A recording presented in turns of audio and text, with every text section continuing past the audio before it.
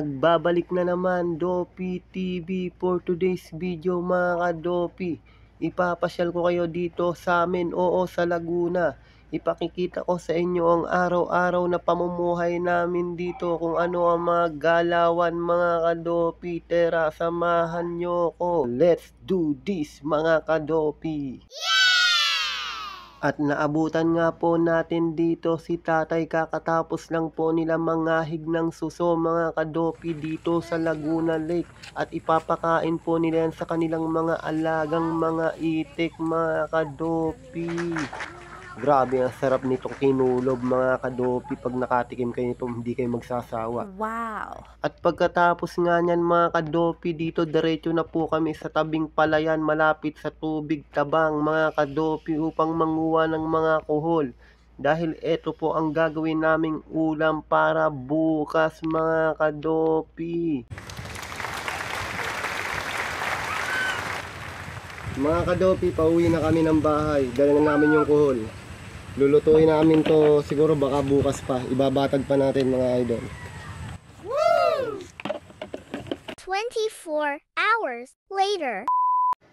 At eto na nga mga ka-Dopi, tinaktak na namin ang kuhol, tinanggal namin sa shell niya upang maigisa mga ka-Dopi. Pagkatapos nga natin maigisa yan, syempre igagataan na natin yan mga idol.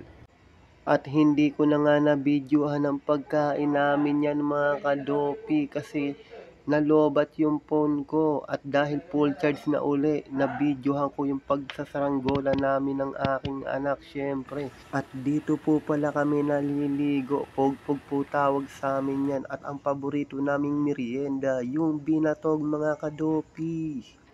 Tara, tagay tayo.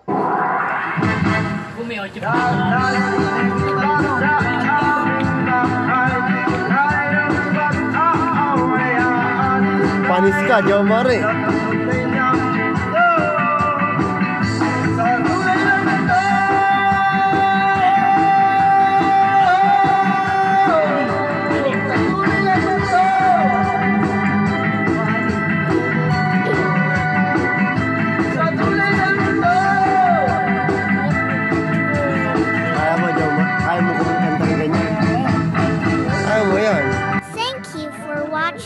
Dopi TV. Please follow my page for more videos. Thank you.